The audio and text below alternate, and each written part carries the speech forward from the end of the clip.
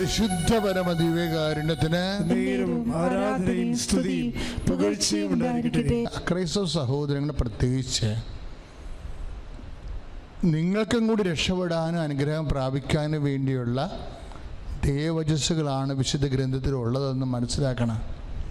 ഇപ്പം അതിൻ്റെ അത് ചുങ്കക്കാർ വരുന്നില്ല. ചുങ്കക്കാർ ശരിക്കും പറഞ്ഞാൽ ബൈബിൾ ഓഡിയൻസ് അല്ല, യഹൂദന്മാരാണ് ബൈബിൾ ഓഡിയൻസ്. ഇപ്പം യഹൂദന്മാരായാലും ക്രൈസ്തവരായാലും അവരെല്ലാം സപ്ലൈ ഓഫീസിൻ്റെ ചുമതലയേ ഉള്ളൂ. ദൈവം കൊടുത്തിരിക്കുന്ന സംഭവം ജനങ്ങൾക്ക് വിതരണം ചെയ്യുക. ആ ജനങ്ങളിൽ ശരിക്കും പറഞ്ഞാൽ പട്ടാളക്കാരുണ്ട്. പട്ടാളക്കാർ വന്ന് ചോദിച്ചു, ഇപ്പം 3:14 ലുക്കായുടെ സുവിശേഷം 3, ആ പട്ടാളക്കാർ മൊത്തം റോമാക്കാരാണ്. അവർ വന്ന് ചോദിച്ചു, ഞങ്ങൾ എന്താണ് ചെയ്യേണ്ടത്?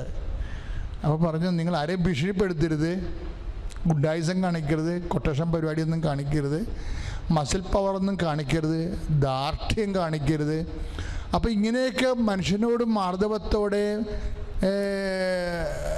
മനുഷ്യത്വത്തോട് പെരുമാറണത് പോലും ദൈവനാമത്തിൽ കാഴ്ചവെച്ച് കഴിയുമ്പോൾ നമ്മുടെ ആത്മാവ് ശക്തിപ്പെടും. പ്രാർത്ഥിക്കുക, കർത്താവേ മറ്റുള്ളവരോട് ദാർഢ്യമില്ലാതെ ഈശോയെ ഹൃദയംഗമായിട്ട് പെരുമാറി എൻ്റെ ആത്മാവിനെ ശക്തിപ്പെടുത്തുവാൻ എന്നെ സഹായിക്കണമേ. ശ്രുതികട ഹല്ലേലൂയ.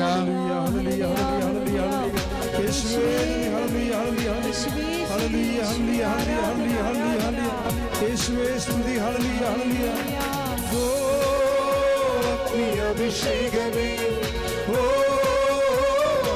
അഭിഷേകമേ, കാറ്റായി വീശണമേ, തീ കാറ്റായി വീശണമേ. ഓ അഭിഷേകമേ, ഓ അഭിഷേകമേ, കാറ്റായി വീശണമേ, തീ കാറ്റായി വീശണമേ. പരിശുദ്ധ പരമ ദിവ്യകാരുണ്യത്തിന് ആരാധനയും സ്തുതിയും പുകഴ്ചയും ഉണ്ടായിരിക്കട്ടെ.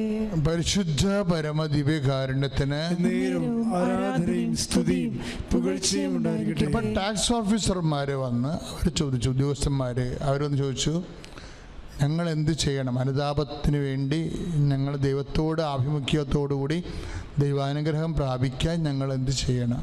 അപ്പോൾ പറഞ്ഞ്, നിങ്ങൾ പറഞ്ഞിട്ടുള്ളതിൽ കൂടുതൽ ഈടാക്കരുത്, കൈക്കൂലി വാങ്ങിക്കരുതെന്ന് എൻ്റെ അർത്ഥം. കൈക്കൂലി വാങ്ങിക്കരുത്. അപ്പം നമ്മളൊക്കെ ഈ കൈക്കൂലിയൊക്കെ വാങ്ങിക്കാതിരുന്നാൽ തന്നെ അത് വലിയ അനുഗ്രഹമായിട്ട് മാറിച്ചിരിക്കുക. ആ ദൈവനാമത്തിൽ കാഴ്ചവെക്കണമെന്നേ ഉള്ളൂ.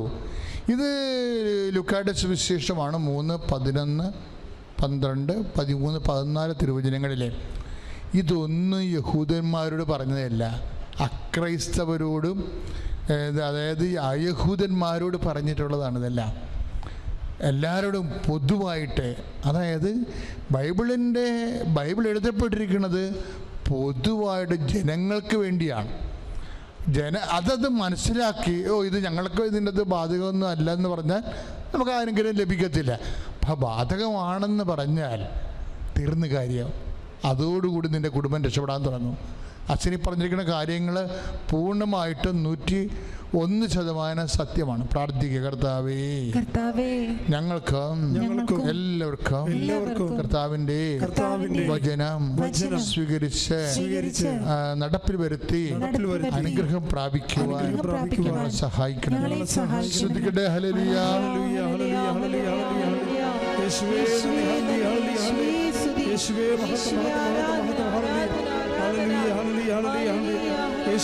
സ്തുതി സ്തുതി സ്തുതി. Hallelujah hallelujah hallelujah hallelujah.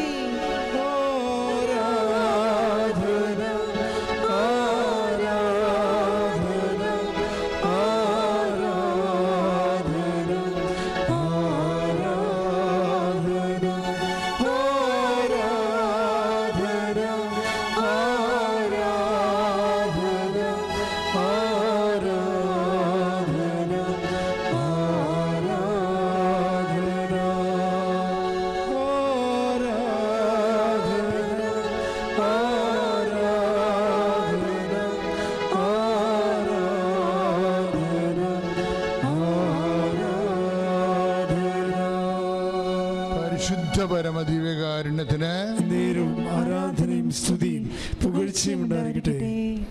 പ്രിയമുള്ളവരെ, ഇതെല്ലാം നമുക്കറിയാം, ദൈവനാമത്തിന് വേണ്ടി ചെയ്യുന്ന എല്ലാ കാര്യങ്ങളും. ഇപ്പോൾ നിങ്ങൾ അക്രൈസ്തവ സഹോദരങ്ങളാണ്, അല്ലെ ക്രൈസ്തവരാണ്, പക്ഷെ നിങ്ങൾ കർത്താവിൻ്റെ നാമത്തിലാണ് ഇതുപോലുള്ള സൽപ്രവൃത്തികൾ ചെയ്യുന്നതെങ്കിൽ അത് ചെയ്യുന്നത് നിങ്ങളുടെ മനുഷ്യാത്മാവല്ല, ക്രിസ്തുവിൻ്റെ ആത്മാവാണ് അത് ചെയ്യണത്. പറഞ്ഞ മനസ്സിലായില്ലേ? എല്ലാവരിലും ക്രിസ്തുവിൻ്റെ ആത്മാവുണ്ട്. ക്രിസ്തുവിന് മുമ്പ് പ്രവർത്തിച്ചവരിൽ പോലും ക്രിസ്തുവിൻ്റെ ആത്മാവുണ്ട്. കാര്യം എന്താണ്? ക്രിസ്തു എന്നേക്കും നിലനിൽക്കുന്നു. യോഹന്നാൻ്റെ സുവിശേഷം നമ്മൾ 12 വായിക്കും, ക്രിസ്തു എന്നേക്കും നിലനിൽക്കുന്നുവെന്ന്. അപ്പം ക്രിസ്തുവിന് മുമ്പും പ്രവർത്തിച്ചവരിൽ ഇപ്പം നമ്മൾ കഴിഞ്ഞ പ്രാവശ്യം റൂത്തിനെ കണ്ടില്ല. ഇപ്പോൾ റൂത്ത് അവളുടെ ഭർത്താവ് മരിച്ചു, മഹാസങ്കടത്തിലായിപ്പോയി. അവളുടെ അമ്മായിയപ്പൻ മരിച്ചു. അപ്പോഴവളുടെ അമ്മായിയമ്മ നവോമി വിധവയായി. ഒരു കുടുംബം അങ്ങ് തന്നെ ഛിന്ന ഭിന്നമായി. നവോമി സ്വന്തം വീട്ടിലോട്ട് തിരിച്ചു പോരുമ്പോൾ റൂത്ത് പറഞ്ഞു. അപ്പോൾ റൂത്തിനോട് നവോമി പറഞ്ഞു, മോള് ഇപ്പം ഹസ്ബൻഡ് ഇല്ലല്ലോ നിനക്ക്, നീ ചെറുപ്പമല്ലേ, നീ നിൻ്റെ സ്വന്തം നാട്ടിൽ പോയി മോവാബ് ദേശത്ത് പോയി പുതിയ കല്യാണം കഴിച്ച് നീ ജീവിക്കൂ. ഈ വൃദ്ധയായ എന്നെ നോക്കി നിൻ്റെ ജീവിതം എന്തിനാ സ്പോയിൽ ചെയ്യണതെന്ന് നല്ല വാക്ക് പറഞ്ഞ് യാത്രയാക്കും റൂത്തിനെ. അപ്പം റൂത്ത് പറയണൊരു വാക്കുണ്ട്. എന്താണ്? ഞാൻ അമ്മയെ വിട്ട് ഇപ്പം 1:6 റൂത്തിൻ്റെ പുസ്തകം 1:6, 1:9 വായിക്കുമ്പോൾ അമ്മയുടെ, അതായത് ഞാൻ അമ്മയെ വിട്ട് പോകത്തില്ല. നമ്മളിപ്പോൾ എന്തിനെക്കുറിച്ചാണ് സംസാരിക്കണത്? ക്രിസ്തുവിന് മുമ്പുള്ള ക്രിസ്തുവിൻ്റെ ആത്മാവിനെ കുറിച്ചാണ് സംസാരിക്കണത്. എപ്പോഴും മനസ്സിലാക്കണം, ക്രിസ്തുവിൻ്റെ ആത്മാവ് ക്രിസ്തുവിന് മുമ്പുമുണ്ട്, ക്രിസ്തുവിന് ശേഷവുമുണ്ട്. ആരെല്ലാം നന്മ പ്രവർത്തികൾ ചെയ്യുന്നോ അത് ദൈവത്തിൻ്റെ നാമത്തിലാണ്. It is guided by the spirit of Jesus. That's a point. അപ്പം നിങ്ങളത് മനസ്സിലാക്കണം. ഇത് വളരെ ഗൗരവമുള്ളൊരു വിഷയമാണ് നമ്മൾ ഡിസ്കസ് ചെയ്യണത്. ഒന്ന് പ്രാർത്ഥിക്കുക. കർത്താവേ, അങ്ങയുടെ വചനങ്ങള് അന്തരാളങ്ങളിലെ അന്തരാർത്ഥത്തിലെ മനസ്സിലാക്കുവാൻ എന്നെ അഭിഷേകം ചെയ്യണമേ.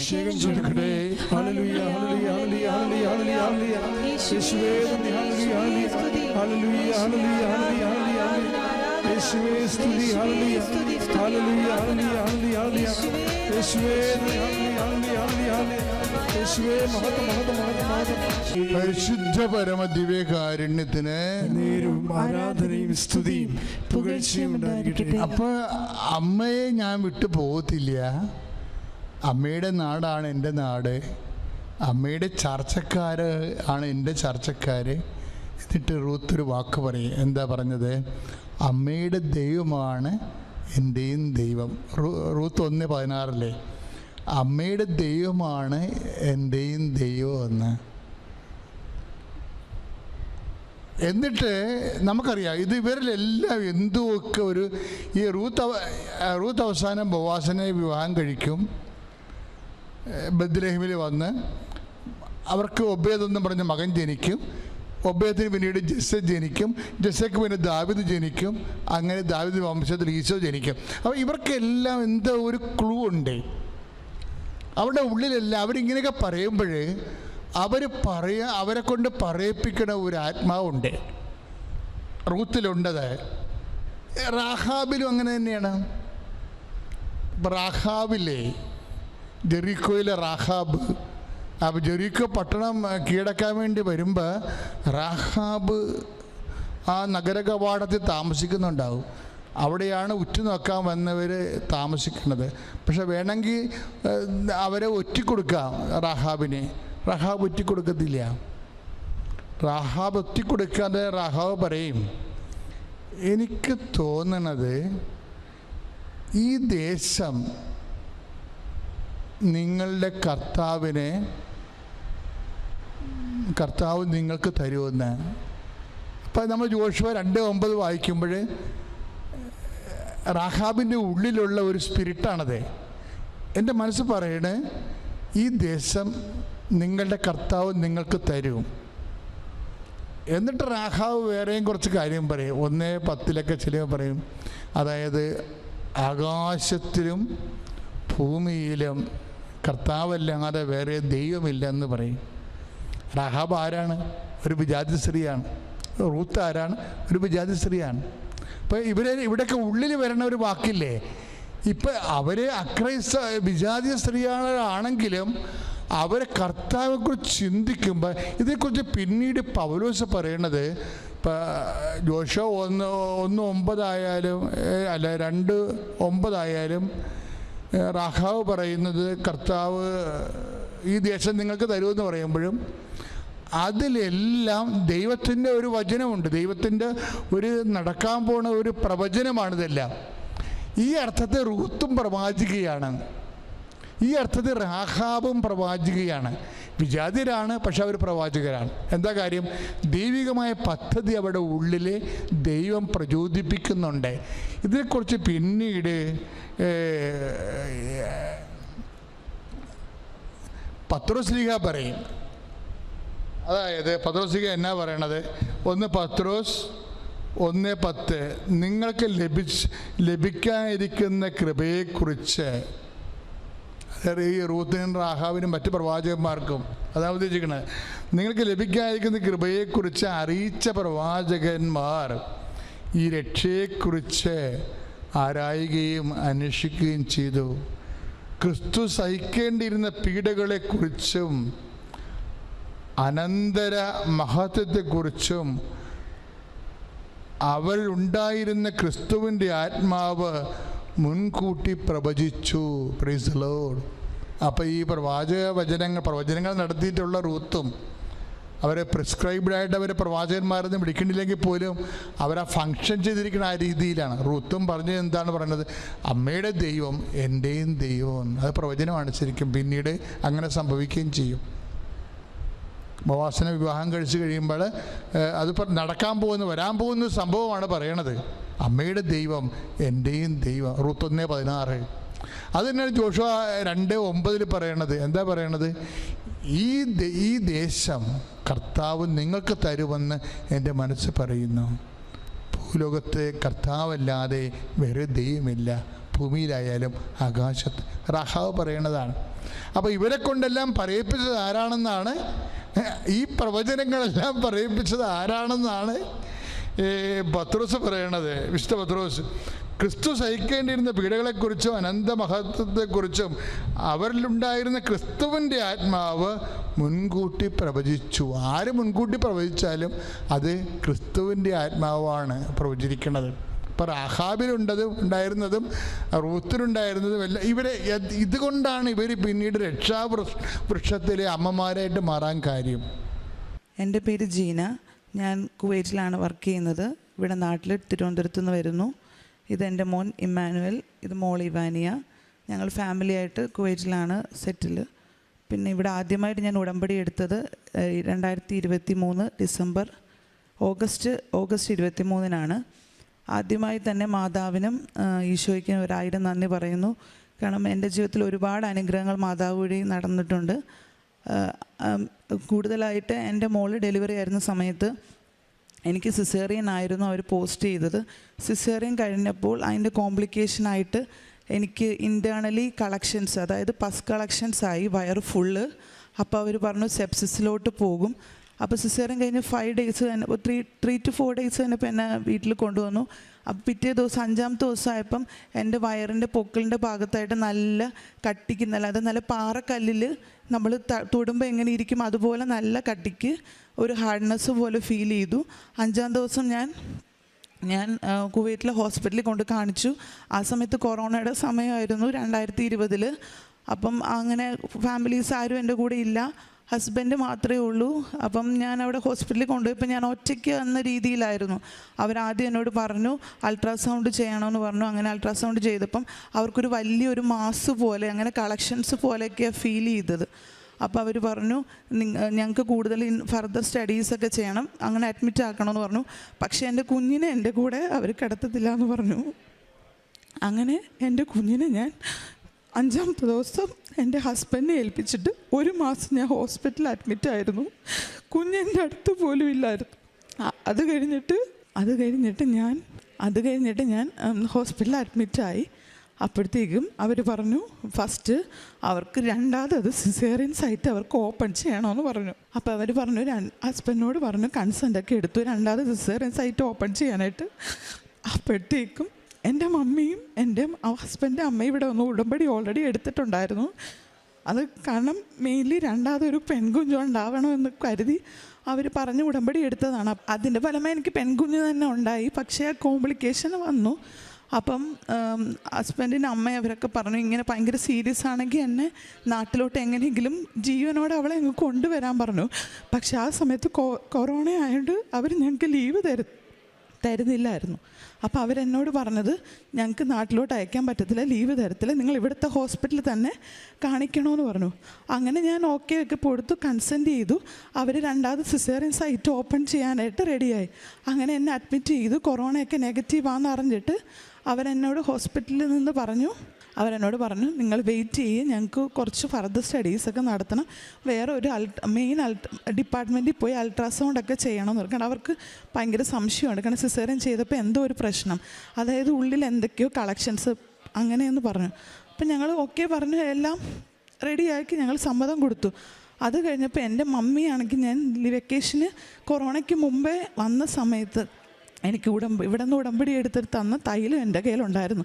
അപ്പം മോളുടെ ഡെലിവറി സമയത്ത് അവൾ ജനിച്ച ഉടൻ തന്നെ അവളുടെ തലയിൽ ഇങ്ങനെ പൂശാനായിട്ട് ഞാൻ ആ ബാഗിൽ ഇട്ടിട്ടുണ്ടായിരുന്നു. തിരിച്ച് ആ ബാഗ് തന്നെയാണ് ബാക്കി സാധനങ്ങളെല്ലാം കൂടെ എടുത്തിട്ട് ഞാൻ 5-ാമത്തെ ദിവസം ഹോസ്പിറ്റലിൽ അഡ്മിറ്റ് ആയത്.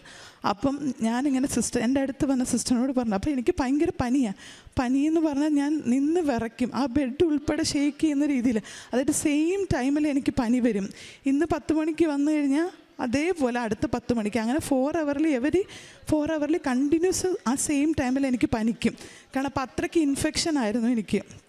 അപ്പം ഞാനാണെങ്കിൽ ആ മമ്മി തന്ന ഉടമ്പടി തൈലം ആ സിസ്റ്ററിനെ കൊണ്ട് എൻ്റെ ബാഗിൽ നിന്ന് ഞാൻ എടുപ്പിച്ച് ആരോടും പറയാതെ ഞാൻ എൻ്റെ സിസേറിയൻ സൈറ്റിൽ ആ ഒരു കുപ്പി ഫുള്ള് ആ തൈലം മൊത്തം എടുത്ത് ഞാൻ പുരട്ടിയിട്ട് ഞാൻ എൻ്റെ പനിയുടെ മരുന്നൊക്കെ എടുത്തിട്ട് 2 hours ഞാൻ അവിടെ വെയിറ്റ് ചെയ്ത് ഞാൻ കിടന്നു. അപ്പോൾ ഇത്തിരി പനിയൊക്കെ താന്നപ്പം പെട്ടെന്ന് എനിക്ക് എന്തോ എഴുന്നേൽക്കണമെന്ന് ഒരു തോന്നൽ പോലെ. അങ്ങനെ ഞാൻ എഴുന്നേറ്റ് ഞാനിങ്ങനെ അവിടെ നിന്നിട്ട് ഞാൻ സിസ്റ്ററിനോട് സിസ്റ്റർ എനിക്കിന്ന് ബാത്റൂമിലൊന്ന് പോകണമെന്ന് പോലെ തോന്നുന്നു എന്ന് പറഞ്ഞു. പക്ഷെ അപ്പം ഞാൻ ചെന്ന് ആ ബാത്റൂമിലോട്ട് പോകുമ്പോഴായിട്ട് അവിടെ നിന്ന് ബാത്റൂമിൻ്റെ ഫ്രണ്ടിലെത്തിയതേ ഉള്ളൂ. ആ സമയത്ത് പെട്ടെന്ന് എൻ്റെ സിസേറിയൻ സൈറ്റിൻ്റെ ലെഫ്റ്റ് സൈഡിൽ ഒരു ബൾജിങ് പോലെ ഈ എണ്ണ പുരട്ടിയതിന് ശേഷം ആ ബൾജിങ് വന്ന് ആ സിസേറിയൻ സൈറ്റ് തനിയെ ഓപ്പണായി. ലെഫ്റ്റ് സൈഡിൽ കുറച്ച് ഭാഗം ഓപ്പൺ ആയിട്ട് എൻ്റെ ഉള്ളിലുണ്ടായിരുന്ന കളക്ഷൻസ് ഫുൾ പുറത്തോട്ട് ഇങ്ങനെ ചീറ്റി ഇവിടെ ഇങ്ങനെ പസ് കളക്ഷൻ ഫുള്ള് വന്നു.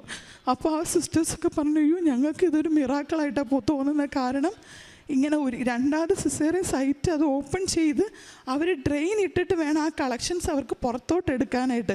പക്ഷേ ഇത് തനിയെ ഓപ്പണായി. അപ്പം അതെനിക്ക് ഉറപ്പുണ്ട്, കാരണം ഞാൻ ആ തൈലം പുരട്ടിയതിന് ശേഷം മാതാവ് അവിടെ പ്രവർത്തിച്ച അത്ഭുതമാണത്. അല്ലെങ്കിൽ ആ സൈറ്റ് അവിടെ തനിയെ ഓപ്പൺ ആവത്തില്ല. ആ സൈറ്റ് ഓപ്പണായി കുറേ കളക്ഷൻസ് ഫുള്ള് പുറത്ത് വന്നു. പിന്നെ അവരെന്നെ അവിടെ അഡ്മിറ്റാക്കി 1 month 29 ദിവസം അതിൻ്റെ തലേന്ന് അവർ റീസൂച്ചർ ചെയ്തു, സൈറ്റെല്ലാം ക്ലിയർ ചെയ്തു, ഇൻഫെക്ഷൻ ഒന്നും ഇല്ലയെന്ന് കരുതി വൂണ്ട് ക്ലീനായിട്ട് അവരെന്നെ റീസൂച്ചർ പിന്നെയും ചെയ്തു, എന്നെ വീട്ടിലോട്ട് അയച്ചു. കറക്റ്റ് 30-ാമത്തെ ദിവസം ഞാൻ എൻ്റെ കുഞ്ഞിനെ വീട്ടിൽ വന്ന് കണ്ടു. അതാണ് എനിക്ക് ഏറ്റവും വലിയ അനുഗ്രഹം പറയാനുള്ളത്. പിന്നെ എൻ്റെ മോനാണെങ്കിൽ ഞാൻ ഈ കൃപാസനത്തെ പറ്റി അറിയുന്നത് 2018 ഈ ഓൺലൈൻ വഴിയാണ് ഞാൻ കൃപാസനത്തെ അറിയുന്നത്. അന്നേരം ഞാൻ ക്യാൻഡിൽ ലൈറ്റ് പ്രയർ റിക്വസ്റ്റാണ് മെയിൻലി ഞാൻ ചെയ്തത്. അത് മോൻ ജനിച്ചപ്പോൾ തന്നെ അവന് മിൽക്ക് അലർജി ആയിരുന്നു. അപ്പോൾ ജനിച്ച് ഒരു മാസമൊക്കെ കഴിഞ്ഞപ്പോഴത്തേക്ക് അവന് ഫുൾ ബോഡി ഫുള്ള് റാഷസ് ആയിട്ട് ഈ ഹൈപ്പർ സെൻസിറ്റിവിറ്റി പോലെ ഭയങ്കര അലർജിക് റിയാക്ഷനായി.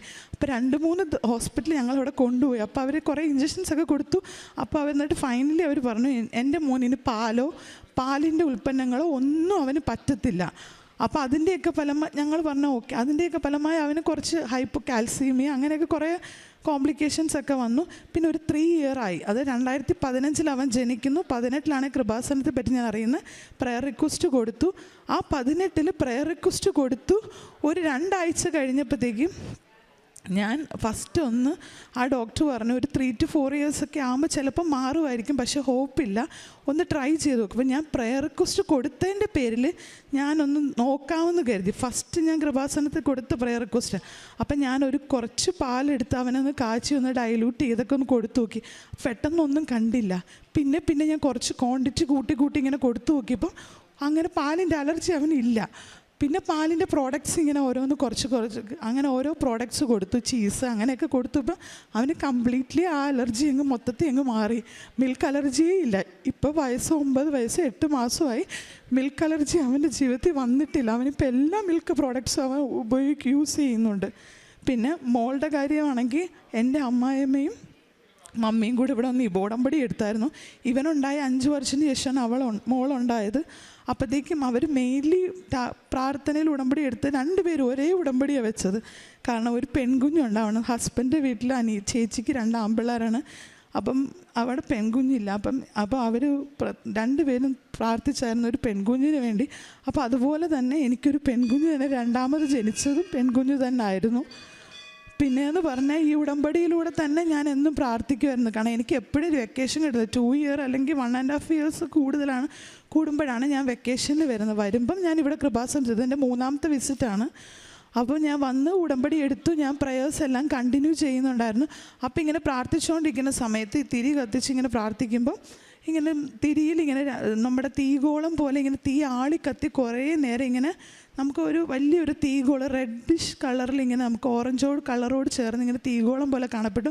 പിന്നെ അതിൽ തന്നെ ഞാൻ പ്രാർത്ഥിച്ച് കഴിഞ്ഞ ശേഷം ഒരു 2 പീസ്, അതായത് നമ്മുടെ നീലത്തിരിയിലും പച്ചത്തിരിയിലും ഒരു കുഞ്ഞിൻ്റെ ഷേപ്പിലുള്ള 2 പീസ് കിട്ടി. അതും ഞാൻ സൂക്ഷിച്ച് വെച്ചിട്ടുണ്ട്. അതൊരു 2 കുഞ്ഞുങ്ങളെ പോലെ കാണുന്നത്. അതായത് നമ്മുടെ വയറ്റിലൊരു കുഞ്ഞ് രൂപപ്പെടുമ്പോൾ എങ്ങനെയാണ് അതുപോലെ 2 കുഞ്ഞുങ്ങളുടെ ഒരു പീസ് അത് ഞാൻ സൂക്ഷിച്ച് വെച്ചിട്ടുണ്ട്. പിന്നെയെന്ന് പറയാൻ ഞാൻ കുവൈറ്റ് വർക്ക് ചെയ്യുന്നതുകൊണ്ട് ഇവിടെ നിന്ന് പത്രം വാങ്ങിച്ചിട്ട് പോയി അവിടെ എല്ലാവർക്കും കൊടുക്കും. മെയിൻലി അവിടെ ഇങ്ങനെ ഒരുപാട് വീട്ടുജോലി ചെയ്യുന്ന മലയാളീസുണ്ട്. കുറേ പേര് കുവൈറ്റ് വീട്ടിൽ നിൽക്കുന്നവരുണ്ട്. അല്ല ഹോസ്പിറ്റലിൽ അവരുടെ കുവൈറ്റ് പിള്ളേർ അഡ്മിറ്റ് ആകുമ്പോൾ അവരുടെ കൂടെ നിന്ന് കെയറായിട്ട് ജോലി ചെയ്യുന്നത്. അപ്പോൾ അവർക്കൊക്കെ ഞാൻ ഈ ഓരോ പത്രം കൊടുക്കും. അപ്പോൾ ചിലവരൊക്കെ 2-3 വാങ്ങിക്കും. എന്നിട്ട് അവർക്ക് അറിയുന്നവർക്ക് അങ്ങനെ കൊടുക്കാമെന്ന് പറയും. കാരണം അവർക്ക് അതൊക്കെ ഒരു ഭയങ്കര ഇതാണ്. കാരണം അവരതുപോലെ സ്ട്രഗിൾ ചെയ്തിട്ടാണ് അവിടെ കെയറായിട്ടൊക്കെ ജോലി ചെയ്യുന്നത് കുവൈറ്റ് വീട്ടിലൊക്കെ. അപ്പോൾ അങ്ങനെ ഞാൻ കൊടുത്തിട്ടുണ്ട്. പിന്നെ ഭക്ഷണം എൻ്റെ കൂടെ വർക്ക് ചെയ്യുന്നവർക്കൊക്കെ ഞാൻ കഴിക്കുന്നതിന് കുറച്ച് കൂടുതൽ ക്വാണ്ടിറ്റി എടുത്ത് ഞാൻ എല്ലാവർക്കും കൊടുക്കും. കാരണം അവിടെ കമ്പനിയൊക്കെ വർക്ക് ചെയ്യുന്ന സ്റ്റാഫ്മാരൊക്കെ എൻ്റെ കൂടെ ഉണ്ട്. അപ്പോൾ അവർക്കൊന്നും ഫുഡൊന്നുമില്ല. കാരണം ഭയങ്കര ബുദ്ധിമുട്ടാണ്. അപ്പം ഞാൻ എൻ്റെ വീട്ടിൽ നിന്ന് ഫുഡ് ഉണ്ടാക്കിയിട്ട് കൊണ്ടുവന്ന് അവർക്കൊക്കെ കൊടുക്കും. പിന്നെ നേർച്ച വസ്തുക്കൾ തൈലമൊക്കെ ഇവിടെ നിന്ന് ഞാൻ പുറത്തുനിന്ന് വാങ്ങിച്ചിട്ട് പോയിട്ട് ഉപ്പും തൈലവും തേനൊക്കെ കൊടുത്തിട്ടുണ്ട്. അതുപോലെ തന്നെ എൻ്റെ ജീവിതത്തിൽ തന്നെ പിള്ളേർക്ക് അവിടുത്തെ ക്ലൈമറ്റ് ചേഞ്ചസ് ഒന്നും എപ്പോഴും അവർക്ക് ചുമയും അങ്ങനെ പനിയൊക്കെ എപ്പോഴും കൂടെ വരും. അപ്പം ഞാൻ ഈ തൈലം പുരട്ടി പ്രത്യക്ഷീകരണ പ്രാർത്ഥനയും വിശ്വാസ പ്രമാണമൊക്കെ ചൊല്ലുമ്പോഴത്തേക്ക് പിറ്റേ ദിവസം ആ പനി, അതായത് 4 hourly 6 hourly നിൽക്കുന്ന പനിയൊക്കെ പെട്ടെന്ന് അതങ്ങ് ഗ്യാപ്പ് വന്ന് ഒരു 8 hourly 12 hourlyലോട്ടൊക്കെ പോവും. അപ്പോൾ അങ്ങനെ ഒരുപാട് അനുഗ്രഹം എനിക്ക് മാതാവ് വഴി വന്നിട്ടുണ്ട്. പിന്നെ പറയാനായിട്ടാണെങ്കിൽ എൻ്റെ പപ്പയാണെങ്കിൽ സൗദിയിൽ വർക്ക് ചെയ്യുന്നുണ്ട്. പപ്പ ഇങ്ങനെ കമ്പനിയിൽ നിന്ന് ജോലി രാജിവെച്ച് ഇങ്ങനെ വരണമെന്ന് പറഞ്ഞ് ഒരുപാട് സ്ട്രഗിൾ ചെയ്യുന്നു. പക്ഷെ അവർ വിടുന്നില്ല. ഒരു പ്രത്യേകതരം ജോബായിട്ട് പപ്പ തന്നെ ചെയ്താലേ ആ മെഷീൻ വർക്ക് ആവത്തുള്ളൂ. പക്ഷെ ഞാൻ ഉടമ്പടിയിൽ ഇങ്ങനെ പ്രാർത്ഥിച്ചായിരുന്നു. കാരണം എൻ്റെ പപ്പേനെ എനിക്ക് നാട്ടിൽ വന്ന് കാണണം. കാരണം ഞാൻ 7 വർഷം കൂടുതലായി എൻ്റെ പപ്പയെ കണ്ടിട്ട്. ഇപ്പോൾ ഈ ലീവിന് വന്നിട്ടാണ് ഞാൻ എൻ്റെ പപ്പയെ കാണുന്നത്. കാരണം പപ്പയ്ക്ക് അവിടെ വെച്ച് ഒരുപാട് അസുഖങ്ങൾ വന്നു. അപ്പോൾ പപ്പ നാട്ടിൽ വന്ന് കാണും പറ്റുമെന്ന് പോലും എനിക്കറിയത്തില്ലായിരുന്നു. പക്ഷെ ദൈവകൃപയാൽ ഞാൻ ഈ ലീവിന് വന്നപ്പോൾ പപ്പ വന്നു. 3 മാസമായി. ജൂൺ ആദ്യം വന്നു, ഞാൻ ഓഗസ്റ്റ് ലാസ്റ്റ് വന്നു. അപ്പോഴത്തേക്കും എനിക്ക് വന്ന് പപ്പയെ കണ്ടു. പപ്പേനെ ഞാൻ കൊണ്ടുവന്നിട്ടുണ്ട്. പക്ഷേ വയ്യാതെ അവിടെ അങ്ങനെ ഇരിക്കുവാണ്. എനിക്ക് പപ്പയെ വന്ന് കാണാൻ പറ്റി. അതുപോലെ ഞാൻ ഉടമ്പടി വെച്ച ഓരോരോ നിയോഗങ്ങളും മാതാവ് എനിക്ക് സാധിച്ചു തന്നിട്ടുണ്ട്. ഇനിയും മാതാവിനെ ഞാൻ എൻ്റെ കൂടെ അച്ഛൻ്റെ ധ്യാനം ഞാൻ കൂടുന്നുണ്ട്. പക്ഷേ എനിക്ക് കറക്റ്റ് ടൈമിലൊന്നും കൂടാൻ പറ്റത്തില്ല. കാരണം അവിടെ നമുക്ക് ആ സമയത്ത് ഡ്യൂട്ടി ആയിരിക്കും. പിന്നെ കിട്ടുന്ന സമയത്ത് ഞാനത് കേൾക്കുന്നുണ്ട്. സന്ധ്യാപ്രാർത്ഥന ചൊല്ലുന്നുണ്ട്, പ്രത്യക്ഷീകരണ പ്രാർത്ഥന രാവിലെയും ചൊല്ലി പ്രാർത്ഥിക്കുന്നുണ്ട്. അങ്ങനെ എൻ്റെ ഉടമ്പടി ജീവിതത്തിലൂടെ ഞാൻ ജീവിതം നയിക്കുന്നുണ്ട്. ഇനിയും മാതാവിനെ അങ്ങനെ തന്നെ കൂടെ കൊണ്ട് നടക്കുക. കാരണം മാതാവിൻ്റെ ഒരുപാട് കൃപ എനിക്ക് കിട്ടിയിട്ടുണ്ട്. കാരണം മാതാവ് വഴിയാണ് ഞാൻ ഇന്ന് ഇവിടെ വന്ന് എനിക്ക് ഇങ്ങനെ സാക്ഷ്യം പറയാൻ അനുഭവം. മാതാവ് എന്നെ അനുഗ്രഹിച്ചുകൊണ്ട് മാത്രമാണ്. മാതാവിനും ഈശോയ്ക്കും 1000 നന്ദി അർപ്പിക്കുന്നു. എൻ്റെ പേര് സാബുക്കുട്ടി ഡൊമിനിക്. ഞങ്ങൾ ഒരു 34 വർഷമായിട്ട് ഗോവയിലാണ് താമസിക്കുന്നത്. ഞങ്ങളിവിടെ ആദ്യമായിട്ട് ഉടമ്പടി എടുത്തത് 9th മാർച്ച് 2024 അന്ന് ഞാൻ ഉടമ്പടി എടുക്കാൻ വന്നപ്പോൾ എനിക്ക് അതിഭയങ്കരമായ ചുമയായിരുന്നു. സാധാരണ കോവിഡ് കാലത്തൊക്കെ ആൾക്കാർ ചുമയ്ക്കുന്ന മാതിരി തന്നെയുള്ള യാത്ര ചെയ്യാനോ അല്ലെ എവിടെ പോയാലും ആൾക്കാർ എപ്പോഴും ഞാൻ നോക്കും. പക്ഷെ ഇവിടെ വന്ന് ഞാൻ ഉടമ്പടി എടുത്തു. അത് കഴിഞ്ഞ് തിരിച്ചു പോയ സമയത്ത് എപ്പോഴാണ് രോഗം സൗഖ്യമെന്നുള്ളത് അത് കഴിഞ്ഞ് പിന്നെ ആ പ്രശ്നം കംപ്ലീറ്റ് ആയിട്ട് തന്നെ തീർന്നു. അതൊരു വലിയ അനുഭവമാണ്, വലിയൊരു സാക്ഷ്യം തന്നെയാണ് എന്നെ സംബന്ധിച്ച്. രണ്ടാമതായിട്ട് എനിക്ക് പറയാനുള്ള കാര്യം, ഞങ്ങൾ ഒരു 2016 അന്ന് ഈ സ്റ്റാർട്ടപ്പ് കമ്പനികൾ വരുന്ന സമയമാണ്. അന്ന് ഞങ്ങളൊരു കമ്പനി സ്റ്റാർട്ട് ചെയ്തു. അത് ദേവാനുഗ്രഹത്തെ സ്റ്റാർട്ട് ചെയ്തത് കമ്പനിക്ക് രജിസ്ട്രേഷൻ കിട്ടിയത് 31 മെയ് 2016 അത് മാതാവിൻ്റെ ദിവസം തന്നെയാണ് എനിക്ക് കമ്പനി രജിസ്റ്റർ ചെയ്യാൻ സാധിച്ചത്. അന്ന് സ്റ്റാർട്ടപ്പായിട്ട് അത്രയ്ക്ക് വലിയ പ്രശ്നമൊന്നും ഉണ്ടായിരുന്നില്ല. പൈസയ്ക്കെ കുറിച്ച് അതിനെക്കുറിച്ച് അധികം ചിന്തയൊന്നും ഇല്ലായിരുന്നു. ഒരാൾ നമ്മളെ സഹായിച്ചിരുന്നു. അയാൾ ചോദിച്ചിരുന്നു 10% ഷെയർ. ആ 10% ഷെയർ ഞാൻ കൊടുത്തേക്കാമെന്ന് പറഞ്ഞു. 10% ഷെയർ കൊടുത്തു. പക്ഷേ ഈ കഴിഞ്ഞ വർഷം വരെയും കമ്പനി ഓടുന്നുണ്ട്, പക്ഷേ ഒരു യാതൊരുവിധ ഗ്രോത്തും വരുന്നില്ല. കാരണം ബ്രേക്ക് ഈവനിൽ മാത്രം, നഷ്ടമില്ല. വലിയ കാര്യമായിട്ട് അതിനെക്കുറിച്ച് കമ്പനിയെ മുന്നോട്ട് കൊണ്ടുപോകാൻ എനിക്ക് സാധിക്കുന്നില്ല. ആ സമയം അത് കഴിഞ്ഞ് ഞാൻ ആദ്യമായിട്ട് ഉടമ്പടി പുതുക്കാൻ വന്നപ്പം ജോസഫ് അച്ഛനെ കണ്ടിരുന്നു. ജോസഫ് അച്ഛനോട് സംസാരിച്ച് പ്രാർത്ഥനയും ആശീർവാദം മേടിച്ചിട്ട് ഞങ്ങൾ പോയി. അത് കഴിഞ്ഞപ്പോൾ എനിക്ക് തോന്നി ഞങ്ങളുടെ കൂട്ടത്തിലുള്ള ഈ പാർട്ട്ണറെ എനിക്ക് മാറ്റണമെന്ന് മനസ്സിൽ തോന്നൽ വന്നു. അപ്പോൾ എൻ്റെ വൈഫ് വന്നിരുന്നു. അപ്പം ഈ ഒരു നിയോഗം വെച്ചിട്ട് പ്രാർത്ഥനയിൽ വരുന്നത്. കാരണം എന്താണെന്ന് വെച്ചാൽ ഇപ്പം 10% ഷെയർ ബൈബാക്ക് ഞാൻ മേടിക്കുകയാണെങ്കിൽ ഇപ്പം പറയുന്ന പൈസ നമുക്ക് കൊടുക്കണം. അതിനിടയ്ക്ക് ഒരു 5-6 വർഷം മുന്നേ കമ്പനിക്ക് പുറത്തുനിന്നൊരു പാർട്ടി വളരെ ഒരു വലിയ പൈസ ഓഫർ ചെയ്തിരുന്നു. അത്രയും പൈസ ഓഫർ ചെയ്യാൻ കൊടുക്കാൻ ഇപ്പം എൻ്റെ കയ്യിലില്ല. പക്ഷെ ആ ഒരു അവസ്ഥ ആയതുകൊണ്ട് ഞങ്ങൾ പ്രാർത്ഥനയിൽ വെച്ചു. പക്ഷേ ടൈം ഷോർട്ടനിങ് മാതാവ് പറയുന്നത് കേട്ടുള്ളൂ. ഞങ്ങളിവിടുന്ന് പോയി കുറച്ച് ദിവസം കേരളത്തിൽ സ്പെൻഡ് ചെയ്ത് ഗോവയിൽ തിരിച്ചെത്തുന്നതിനേക്കാളും മിന്നലായിട്ട് പുള്ളി NRI ആണ്. ഇന്ത്യയിൽ വന്നിട്ടുണ്ട്. ആ സമയത്ത് എന്നോട് വിളിച്ചു പറയുകയാണ്, എന്നെ ഡൊമിനിക്ക് എന്നാണ് വിളിക്കുന്നത്. ഡൊമിനിക്ക്, ഞാൻ ആ ഷെയർ 10% തിരിച്ചു തന്നേക്കാം. കാരണം ഇനി ഞാൻ ചിലപ്പം പോയി തിരിച്ചു വന്നാൽ ഇനിയിപ്പോൾ ഇന്ത്യയിലേക്ക് വരുമോ എന്നോ ഉള്ള കാര്യം അറിയാൻ പറ്റത്തില്ല. അത് ഒരു ഭയങ്കര എനിക്ക് ആത്മീയമായിട്ടും ചില കാര്യങ്ങൾ, ചില ബന്ധങ്ങൾ അല്ലെ ചില ആൾക്കാർ നമ്മുടെ കൂടുതലോ നമ്മുടെ ബിസിനസ്സിലുണ്ടെങ്കിൽ ചിലപ്പം നമുക്കൊരു വലിയ ബ്ലോക്കായിരിക്കും. അത് ചിലപ്പോൾ മാറ്റിത്തരാൻ തീരുമാനിച്ച ദൈവത്തിൻ്റെ ഒരു പ്രത്യേക പ്ലാനും പദ്ധതിയായിരുന്നു.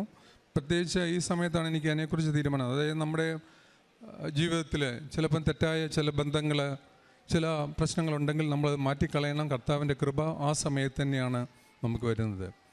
പിന്നെ അടുത്തായിട്ട് സാക്ഷ്യം പറയാനുള്ളത്, ഞങ്ങളുടെ കമ്പനിക്ക് 2 പേറ്റൻ്റ് ഉണ്ട്. പല സ്ഥലത്തും ഈ ചില പ്രൊഡക്റ്റുകൾ പല സ്റ്റീൽ കമ്പനികളും വർക്ക് ചെയ്യുന്നത്. ഞങ്ങൾ വർക്ക് ചെയ്യുന്ന മിക്കവാറും ഇന്ത്യയിലെ പ്രധാനപ്പെട്ട സ്റ്റീൽ കമ്പനികളിലൊക്കെയാണ്. അപ്പോൾ ഈ ഒരു പ്രൊഡക്റ്റ് മിക്ക സ്ഥലത്തും വർക്ക് ചെയ്താണ്.